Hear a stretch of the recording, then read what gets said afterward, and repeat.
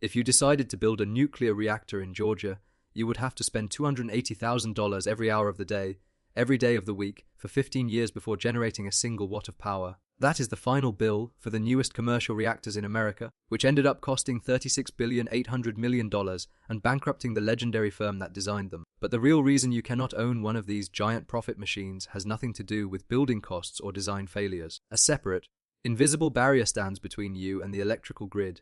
At first glance, a nuclear power plant looks like the ultimate passive income engine. One single uranium fuel pellet the size of a pencil eraser holds as much energy as 17,000 cubic feet of natural gas or 120 gallons of oil. Once a reactor is online, it runs at full capacity day and night, pumping out clean, reliable power regardless of weather conditions or fuel supply shocks. Yearly clean profits for a typical plant can exceed $100 million and continue for decades. You might picture yourself as the ultimate energy baron, quietly collecting checks while steam rises from your cooling towers. The financial reality of nuclear construction starts long before you pour a single cubic yard of concrete. First, you must secure thousands of acres of expensive waterfront property to access the millions of gallons of cooling water needed daily. Then comes the regulatory gauntlet. To get a license from the Nuclear Regulatory Commission, you must pay for their staff to review your application. Regulators charge a professional rate of $337 per hour for these review services. Historically, standard combined license reviews have taken 48 months, costing over $20 million in regulator fees alone.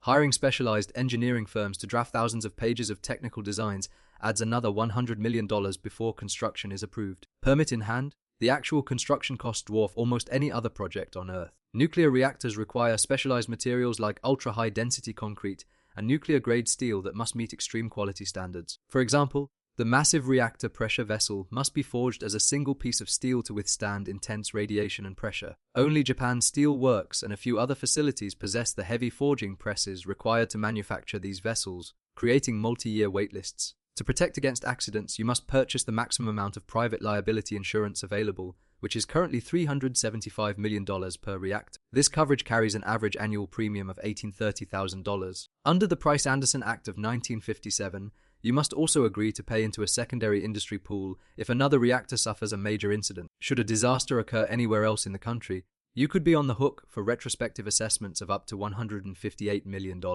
Finally, you must show the government that you can clean up your mess when the plant retires. Regulating authorities also require you to establish a decommissioning trust fund, putting aside hundreds of millions of dollars over the life of the plant to cover the eventual cost of tearing it down. Because of these extreme capital requirements and the constant threat of delays, traditional banks will not finance nuclear construction on their own. Developers are forced to seek backing from the federal government to close the gap. Federal support comes from the Department of Energy, which co-signs up to 80% of the debt to make projects bankable. In June 2026, the government offered $17.5 billion in supply chain loans to support new reactors. These loans require partners to invest $500 million of their own cash before receiving a single federal dollar. Even with government guarantees, the interest payments on your debt will be staggering. Borrowing $10 billion at a modest 5% interest rate means you must pay $500 million in interest every year.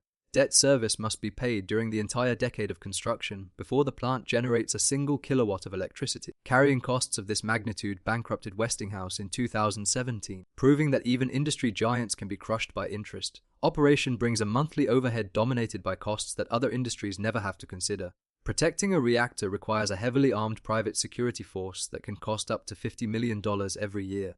Your payroll will support over 600 specialized workers, from licensed control room operators to health physicists. Ongoing inspections from the regulator also cost millions of dollars in annual fees just to keep your license active. On top of labor and regulation, the hardware requires constant attention. Standard industrial valves will not work. Nuclear plants require safety-certified parts that cost 10 times more than standard equipment. Every 18 to 24 months, you must shut down for a refueling outage, costing $40 million in fuel and replacement electricity.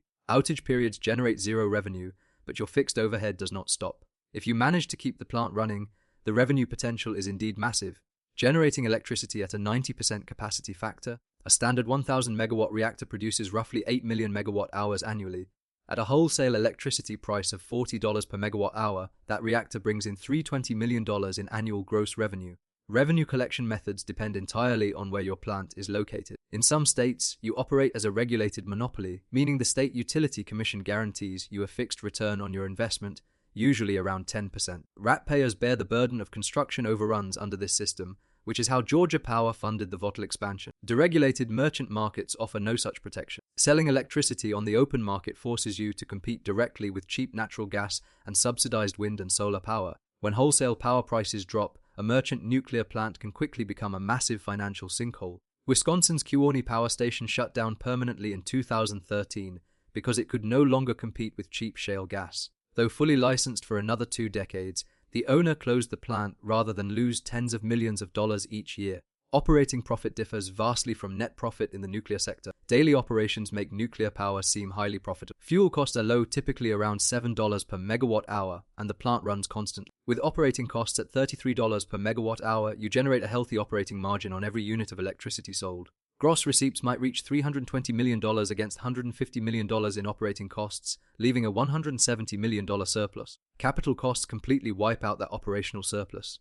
Paying off a $10 billion construction loan at 5% interest requires $500 million in annual debt service. Yearly interest transformations turn your $170 million operating profit into a $330 million net loss. Private developers cannot build reactors without massive government subsidies or tax credits due to this cash deficit.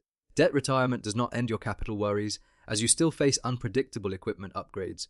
Aging reactors require replacing steam generators and other critical parts, costing upwards of $500 million per project. Beyond the crushing financial economics, there is a legal wall that prevents private citizens from owning a nuclear plant. The Atomic Energy Act of 1954 bans the government from licensing any entity owned, controlled, or dominated by a foreign interest. Federal regulators would block any sale of a domestic reactor to a foreign billionaire under this rule. For domestic buyers, the regulatory hurdles are just as steep. Regulators at the Nuclear Regulatory Commission will not license an individual who lacks the technical expertise and security clearance required to manage radioactive material. Purchasing a plant is not as simple as hiring a manager.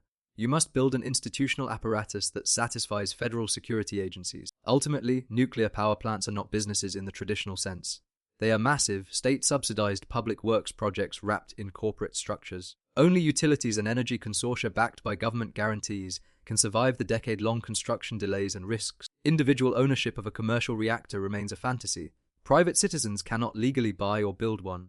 So if you have billions of dollars to invest, you are better off buying real estate or standard commercial enterprises. Otherwise, you might find yourself writing checks for $280,000 every hour of the day, waiting for a light bulb to turn on.